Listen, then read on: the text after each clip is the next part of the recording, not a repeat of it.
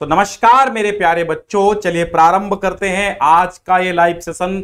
हमने आपको समास करवा दिए हैं, जितने भी समास आपके आने हैं, 2 ही 3 समास आने हैं वो हमने दिए हैं करवा, आपके प्लेलिस्ट में पड़े हुए हैं। अब हम आज कर लेते हैं समासों पर आधारित OMR बेस्ड MCQ कर लेते हैं। तो आपको इन मल्टीपल चॉइस क्वेश्चंस को बहुत ध्यान से देखना है, क्योंकि ये एग्जाम की दृष्टि से बहुत महत्वपूर्ण है। क्योंकि इस बार ऐसा हमें मॉडल पेपर में देखने को मिला है कि जो समास हैं उनसे ऑब्जेक्टिव क्वेश्चंस बनेंगे। तो हम तैयारी पूरी की पूरी रखेंगे। अपने 20 ऑब्जेक्टिव क्वेश्चंस जो आएंगे, 20 में से 20 तो हम कर ही लेंगे इस तैयारी के साथ। चलिए इस लाइव सेशन में एक बार शेयर कर दीजिए, जुड़ जाइए सभी लोग। और पहला प्रश्न आपकी स्क्रीन पर अंगड़ाई ले रहा है, बहुत कायदे से इसको समझिए और फिर इसका उत्तर दीजिएगा। चौराहा का समास विग्रह क्या होगा? 4 ऑप्शन आपके सामने हैं। 4 मासों का समूह, 4 राहों का समूह, 4 वटों का समूह, या फिर इनमें से कोई नहीं है। अगर आप ये समास का विग्रह नहीं कर पाए तो मैं समझूंगा मेरा हिंदी पढ़ाना व्यर्थ है और आपका रोज पढ़ना व्यर्थ है। इतना सिंपल सा है, तो सारे बच्चों का लगभग सही ही आएगा। ठीक है, तो मैं आपको बता देता हूं, इसका जो राइट आंसर है वो क्या हो जाएगा? 4 राहों का समूह। चौराहा है तो 4 राहों का समूह हो जाएगा इसका राइट आंसर। आपका बी राइट आंसर हो जाएगा। तो यहां पर बी लगाए हैं जो बच्चे, बिल्कुल सही कर रहे हैं। तो एक बार शेयर कर दीजिए और फटाफट कमेंट करते रहे। दूसरा प्रश्न है, लाभ और हानि में कौन सा समास है? सबसे पहली बात कि डिस्क्रिप्शन में हमने पहली लिंक दे दी है, जहां से आप ये सारे समास की PDF डाउनलोड कर सकते हैं विद आंसर। ठीक है, जैसे मैं टिक कर रहा हूं सेम ऐसी PDF आपको मिल जाएगी। डिस्क्रिप्शन में पहली लिंक पे क्लिक कीजिए और PDF पाइए। तो लाभ हानि में कौन सा समास है? डैश लगा है तो हमने इसकी पहचान बताई थी कि जहां पर योजक चिन्ह लगा होता है वहां पे कौन सा समास होता है? द्वंद्व होता है, द्विगु होता है, बहुब्रीहि होता है, या फिर कर्मधारय समास होता है। ठीक है, तो यहां पर लाभ हानि का अगर हम विग्रह करते हैं तो क्या हो जाएगा? लाभ और हानि। क्या हो जाएगा? लाभ और हानि। तो जब लाभ और हानि हो जाएगा तो यहां कुल मिला के कौन सा हो जाएगा? द्वंद्व समास हो जाएगा। ए ऑप्शन आपका यहां पर राइट है। लाभ और हानि में द्वंद्व समास होगा, पहला आपका राइट आंसर। तो जो बच्चे पहला आंसर दे चुके हैं बहुत सही हैं। चलते हैं तीसरे प्रश्न की ओर। तीसरा प्रश्न, देश विदेश का समास विग्रह क्या होगा? तो हम आपको बता दें, देश विदेश में योजक चिन्ह लगा हुआ है, और जब डैश वाला चिन्ह योजक चिन्ह लगा होता है तो आप समझ सकते हैं कौन सा समास होगा और इसका विग्रह क्या होगा। हमेशा जैसे राजा रानी में राजा और रानी हो जाता है, दिन रात में दिन और रात हो जाता है, ऐसे देश विदेश में देश और विदेश हो जाएगा। बहुत अच्छा ऑप्शन है यहां पर, देश और विदेश। ए वाला यहां पर भी सही है। तो मैं गौर फरमा रहा हूं कि बहुत सारे बच्चों ने सही जवाब दे दिया है। बहुत सारे क्या, लगभग 99% ने सही जवाब दिया है। बढ़ते हैं चौथे प्रश्न की ओर। घी शक्कर में कौन सा समास है? तत्पुरुष है, द्वंद्व है, द्विगु है, या फिर कर्मधारय समास है? तो घी शक्कर में नेटवर्क प्रॉब्लम की वजह से हम अभी आपकी कमेंट्स नहीं पढ़ पा रहे हैं, फिर पढ़ेंगे हम अगले लाइव में। ठीक है, घी शक्कर में कौन सा समास है? तत्पुरुष है, द्वंद्व है, द्विगु है, कर्मधारय है। घी शक्कर की हम बात कर रहे हैं तो घी और शक्कर इसका विच्छेद होगा। अगर हम विच्छेद की बात करें तो घी और शक्कर होगा। ठीक है, घी और शक्कर, तुम्हारे मुंह में घी शक्कर, क्या लोग बोलते हैं? तो घी और शक्कर जब और लग गया तो द्वंद्व समास हो जाएगा। क्या हो जाएगा? द्वंद्व समास होगा। संख्या पूर्वो द्विगु, अगर संख्यावाची शब्द आता है तो द्विगु हो जाता है। अगर 2 जुड़वा शब्द आते हैं वहां पर द्वंद्व हो जाता है, और से जुड़े हों। पांचवा प्रश्न है, जल और थल में समास होगा। ये जल और थल समास विग्रह है। अगर इसका हम सामासिक पद लेते हैं तो हो जाएगा जल डैश थल। ठीक है, जल थल हो जाएगा। और जल और थल हो गया तो जल और थल में कौन सा समास होगा? सिंपल सी बात है, कमेंट पढ़ने की हमें आवश्यकता ही नहीं है। आप सब जानते हैं कि यहाँ पर बी ऑप्शन ही राइट होगा और ढेर सारी कमेंट बी ऑप्शन की आ रही है। तो यहाँ पर द्वंद्व समास हो गया, बी ऑप्शन आपका एकदम राइट हो गया है। तिरंगा में कौन सा समास है? पहराए तिरंगा अंबर पे मां का धानी परिधान रहे, कविता चाहेगी धरती पर संस्कृतियों का सम्मान रहे, जब तक सूरज चंदा चमके तब तक ये हिंदुस्तान रहे। तो हिंदुस्तान की महान कवित्री कविता तिवारी जी ने कहा है ये, पहराए तिरंगा अंबर में मां का धानी परिधान रहे, कविता चाहेगी धरती पर संस्कृतियों का सम्मान रहे, जब तक सूरज चंदा चमके तब तक ये हिंदुस्तान रहे। तो तिरंगा में 3 रंगों का समूह हो जाएगा, और जब 3 रंगों का समूह की बात आती है या समाहार की बात आती है तो द्विगु समास हो जाता है, संख्या पूर्वो द्विगु। यहां पर सी आपका राइट आंसर है। 7वां प्रश्न है अन्न जल। ठीक है, 7वां प्रश्न आपका है अन्न और जल। तो जब अन्न और जल की बात हो, अन्न भी है और जल भी है, दोनों हैं, तो दोनों हैं तो द्वंद्व है, अन्न और जल इसका विग्रह हो जाएगा। और जो समास है वो आपका है कौन सा? द्वंद्व समास है। तो यहां पर द्वंद्व लगा लीजिए और इसका विग्रह अन्न और जल कर लीजिए, अन्न और जल कर लीजिएगा, द्वंद्व समास बी ऑप्शन आपका राइट हो जाएगा। नदी नाले में भी सेम वही स्थिति है, नदी और नाले हो जाएगा इसका विग्रह। तो जब यहां पर नदी और नाले हो जाएगा तो ऑप्शन आपका बी सही होगा, द्वंद्व समास आपका ऑप्शन बी सही हो गया है। ठीक है, 9वां प्रश्न आप कमेंट करेंगे, नवरत्न में कौन सा समास है? नवानाम रत्नानाम समाहारः, नवानाम रत्नानाम समाहारा। तो नवानाम रत्नानाम समाहारा 9 रत्नों का समूह, और अगर इसको हम संस्कृत में बोलेंगे तो नवानाम रत्नानाम समाहारा हो जाएगा। तो नवरत्नम, नवरत्नम में कौन सा समास है? तो नव शब्द आया है, नवरत्नों का समूह या समाहार, तो नवरत्न, तो यहां पर द्विगु हो जाएगा, संख्या पूर्वो द्विगु समास, द्विगु द्विगु लिखा जाता है ऐसे, द्विगु समास। ठीक है, तो यहां पर आपका द्विगु समास है। चलिए बढ़ते हैं, यानी कि सी ऑप्शन आपका सही है। बढ़ते हैं हम 9वें प्रश्न की ओर। सप्तर्षि में कौन सा समास है? सप्तर्षि, सप्तर्षि में कौन सा समास है? 7 ऋषियों का समूह, 7 ऋषियों का समूह, यानी कि सप्तर्षि में कौन सा समास है? फटाफट आप कमेंट कीजिएगा, सप्तर्षि में कौन सा समास है बताइए आप। तो सप्तानाम ऋषिनाम समाहारः, 7 ऋषियों का समूह, संख्या पूर्वो द्विगु। तो यहां पर सी ऑप्शन आपका राइट हो जाएगा, द्विगु समास। कभी उत्थान होता है कभी तो पतन होता है, निरंतर जीवन चलता है, निरंतर जीवन चलता है। कभी उत्थान होता है पतन भी कभी होता है, निरंतर जीवन चलता है, ऐसे ही जीवन चलता है।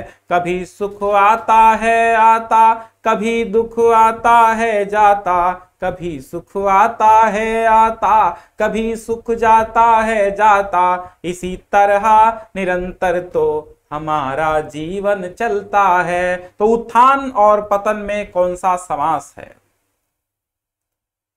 उत्थान और पतन में कौन सा समास है? फटाफट लगा दो, उत्थान और पतन, उत्थान और पतन, उत्थान और पतन। तो यहां पर द्वंद्व समास हो जाएगा, जिस प्रकार दुख और सुख में समास है उसी प्रकार द्वंद्व समास उत्थान और पतन में हो जाएगा। रामः कृष्णः, राम कृष्णः, रामश्च कृष्णश्च, राम और कृष्ण। तो क्या हो जाएगा यहां पर, कौन सा समास हो जाएगा? राम बलवान थे कृष्ण बलवान थे, राम बलवान थे कृष्ण बलवान थे, वो भी तो महान थे, वो भी तो महान थे। दोनों महान थे। राम और कृष्ण में कौन सा समास है? फटाफट लगा दो भैया, तत्पुरुष तो है ये नहीं, द्वंद्व है आपका, द्वंद्व समास है। राम और कृष्ण इसका विग्रह हो जाएगा। ठीक है, रामश्च कृष्णस्य, राम लक्ष्मण, राम कृष्ण, राधा श्याम, राधे श्याम, सीता राम, ये सब क्या है? ये द्वंद्व समास आपका हो जाएगा। और बढ़ते हैं अगले प्रश्न की ओर। यहां पर लगभग 28 प्रश्न हम करने वाले हैं और पीडीएफ आपको जरूर ले लेनी है, लेकिन प्रिंट आउट नहीं निकालना है, क्योंकि प्रिंट आउट निकालोगे बहुत बड़ा बड़ा छपेगा। हम आपको सजेस्ट करेंगे, आप चाहें तो प्रिंट आउट वाला भी दे देंगे कि छोटा सा एक पेज में हो, छोटे छोटे अक्षरों में, लेकिन आप इसको अपने हाथ से लिखें तो ज्यादा बेहतर रहेगा। त्रिभुज में कौन सा समास है? त्रयाणाम भुजानाम समाहारा, तीन भुजाओं का समूह। तो तीन है, त्रिगुण है, त्रिभुज है, तो आप समझ गए हैं, कमेंट तो कर ही रहे हैं, चैट पढ़ रहे हैं। चलिए, तो यहां पर त्रिभुज है तो द्विगु समास हो जाएगा। सी वाला ऑप्शन आपका सही है। तीन भुजाओं का समाह या समाहार, समूह या समाहार। राधा कृष्ण में कौन सा समास? अभी हमने बताया, राधे श्याम, राधा कृष्ण, माता पिता, अन्न जल, आंधी पानी, आना जाना, ठीक है, गया गुजरा। तो राधा कृष्ण में कौन सा समास होगा? राधा और कृष्ण द्वंद्व समास हो जाएगा। यहां पर बी आपका ऑप्शन सही है, और यहां पर और लगा लीजिए, राइट हो जाएगा आंसर बी, राधा और कृष्ण। पंच पल्लू, या अगर आपसे ऐसे भी कह दिया जाए पंच पल्लव, ठीक है, पंच पल्लव भी अगर कह दिया जाए तो इसमें भी और पंच पल्लू में भी, ये भी सही है, ये भी सही है। दोनों में कौन सा समास है? तो दोनों में आपका संख्या पूर्व दिगु, सी दिगु समास हो जाएगा। सी ऑप्शन सही है। पांच पल्लुओं का समूह, पल्लू माने आंचल होता है, पांच पल्लुओं का समूह, पांच पल्लव, पांच पत्तों का समूह, तो सी हो जाएगा इसमें। पंच पात्र में कौन सा समास? वैसे पंचपात्र एक रचना है। पंचपात्र किसकी रचना है? पदुमलाल पुन्नालाल बख्शी की रचना है पंचपात्र। तो पंचपात्र रचना भी है, पदुमलाल पुन्नालाल बख्शी की रचना जो है उसका नाम भी पंचपात्र है। और यहां पर पंचपात्र का समाहार हो रहा है पांच पत्रों का, पांच पात्रों, पात्र मतलब होता है बर्तन। तो पंचपात्र, पदुमलाल पुन्नालाल बख्शी, और यहां पर आपका समाहार जो समास होगा वो संख्या पूर्वो दिगु है, तो दिगु समास है, यहां पर संख्या आई है, दिगु समास है। सी ऑप्शन आपका राइट हो जाएगा पंचपात्र में। पिता पुत्र में कौन सा समास है? पिता और पुत्र, पिता पुत्र में कौन सा समास है? तो पिता और पुत्र हो जाएगा इसका विग्रह, और इसका समास जो हो जाएगा वो आपका द्वंद्व समास। बी ऑप्शन आपका सही है। और विग्रह क्या बनेगा? पिता और पुत्र। क्या विग्रह बनेगा? पिता और पुत्र। चौमासा में कौन सा समास है? चौमासा में कौन सा समास है? चार मासों का समाहार, चार मासों का समूह, चार मासों का समूह है तो चौमासा है। तो फिर चौमासा में कौन सा समास होगा? फटाफट कमेंट कीजिएगा। चौमासा में जो समास होगा वो संख्या वाला ही होगा, द्विगु समास होगा। सी यहां पर भी राइट आंसर आपका है। फिर आता है कि त्रिफला में समास बताइए, त्रिफला में समास बताइए। त्रिफला चूर्ण है ना, हजम सब चाहे जब।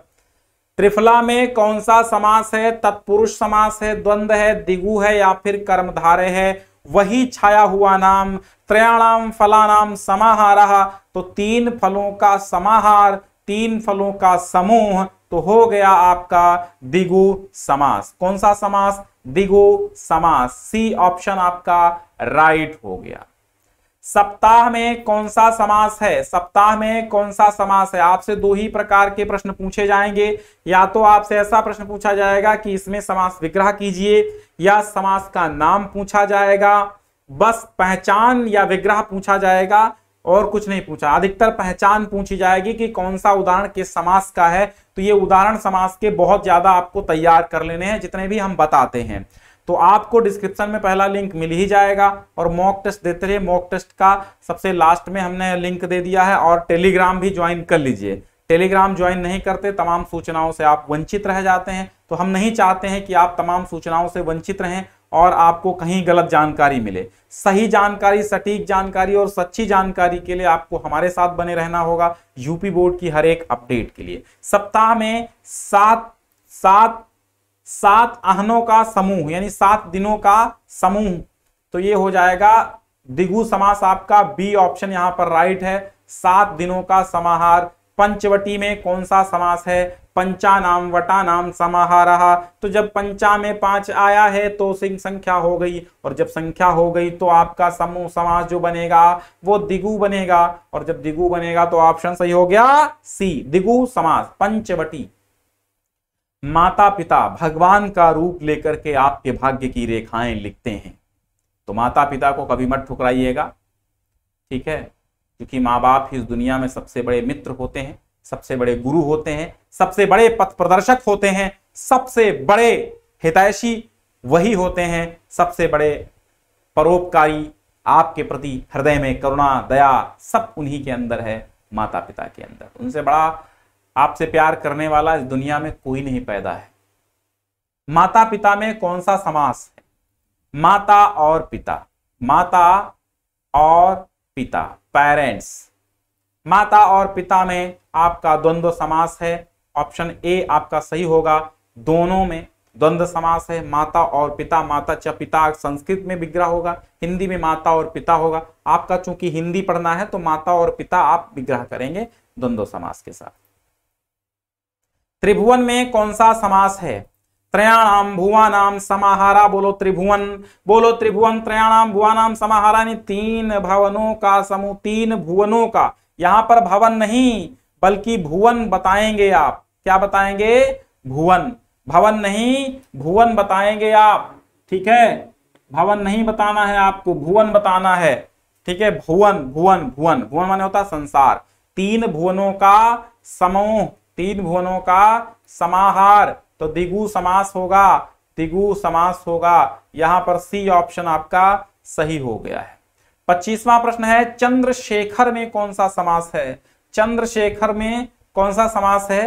तो यहां पर चंद्र शेखर यशसा बहुब्रीहि समास होगा, ठीक है, बहुब्रीहि होगा, यहां पर बहुब्रीहि होगा, ठीक है। क्या हो जाएगा? बहुब्रीहि। लेकिन ये आपको पढ़ना नहीं है तो इसको हटा दो, ये क्वेश्चन ही बेकार है आपके लिए। 12 मासा में द्विगु समास है, 12 मासा में 12 मासों का समूह, सी ऑप्शन सही है, द्विगु समास। 27वां में है आना जाना, तो इसको आप क्या विग्रह करेंगे? विग्रह होगा आना और जाना, तो जब और लग गया तो यहां पर हो गया द्वंद्व समास, ऑप्शन हो गया सी सही। और अंतिम प्रश्न आज के इस वीडियो का है, तत्पुरुष समास है। पाप और पुण्य में कौन सा समास है? पाप पुण्य में, तो पाप पुण्य का विग्रह अगर करेंगे तो पाप और पुण्य हो जाएगा, लेकिन यहां समास आपका द्वंद्व हो जाएगा, पाप और पुण्य, ऑप्शन बी आपका सही होगा। उम्मीद करते हैं आज का वीडियो आपके लिए बहुत इंपॉर्टेंट होगा यूपी बोर्ड एग्जाम 2023 के लिए। अगर आप तैयारी कर रहे हैं तो आइए हमारे साथ जुड़िए, हम आपको सिखाएंगे हिंदी। हम आपको 65 प्लस का टारगेट बना के चल रहे हैं। हम आपके लिए 69-70 तक ही कोशिश करेंगे कि आपके नंबर 70 में कम से कम 65 प्लस तो आ ही जाएं, ताकि हमारी हिंदी माता की हम सेवा कर सकें। 65 प्लस। अभी हमने आपको एक कॉपी लिखवा के दिखाई है जिसमें 70 में बच्चे ने प्राप्त किए हैं, तो वो कॉपी आपके प्लेलिस्ट में पड़ी हुई, जरा आप उसको एक बार नजर घुमा के देखिएगा कि क्यों मिले हैं उसको, एक ही नंबर कटा है, क्यों कटा है, वो आपको कारण पता होगा। एक ही कटा है। 70 में 70 कैसे लाए जा सकते? लोग 70 में 70 भी लाए हैं। 100 में 100 लाने वालों के तमाम उदाहरण हमारे पास है। हमारे चैनल से पढ़ करके 100 में 100 प्रश्नों, 100 में 100 अंक लाने वाले विद्यार्थी हैं। यानी 70 में 70 लाके 30 में 30 पाके 100 में 100 लेके आए हैं। ऐसे उदाहरण हम आपको कम से कम 5 दे सकते हैं हमारे चैनल से। और 95 प्लस परसेंटेज वाले तो तमाम बच्चे आपको मिल जाएंगे। हमारे पास बहुत सारे बच्चों ने मार्कशीट शेयर की थी अपने, अभी जो आपका 22 वाला रिजल्ट निकला था। तो 23 के लिए अगर आप भी चाहते हैं कि आप भी 70 पाएं, 70 65 और 70 के बीच में आपको नंबर मिले, 95+ % मिले, तो आप हमारे साथ बने रहिएगा आदि से अंत तक। और एग्जाम के निकट होने पर, वो चाहे अर्धवार्षिक हो चाहे जो हो, अक्टूबर में आपके अर्धवार्षिक होने हैं, तो आप काहे टेंशन ले रहे हो? अभी से तैयारी कर दो ना, आप इधर उधर की टेंशन मत लो। मैंने देखा जिसके हिंदी में अंक अच्छे होते हैं उसके सारे विषयों में अच्छे होते हैं, क्योंकि बोहनी आपकी हिंदी से होती है। पहला आपका जो पहला पेपर होता है वो हिंदी का होता है, और पहला गड़बड़ तो सारे गड़बड़, ये आप ध्यान रखिएगा, ठीक है। चलिए, क्योंकि उस दिन कॉन्फिडेंस आपका अगर लूज हो गया पहले ही दिन तो बेकार है, सारा कॉन्फिडेंस आपका लूज ही रहेगा। अगर आप हिंदी अच्छे से कर ले जा रहे हैं पहले दिन, अरे कॉन्फिडेंस ओवर हो जाएगा, भैया हम कर लेंगे, ठीक है। तो ऐसे मेहनत करते हो, हमारे साथ रहेंगे आप तो कोई दिक्कत है नहीं, ठीक है। चलो शेयर करो और आज स्टेटस लगा लो, दुनिया भर की लगाते हो, मेरी लगाओ स्टेटस। चलिए, शुक्रिया।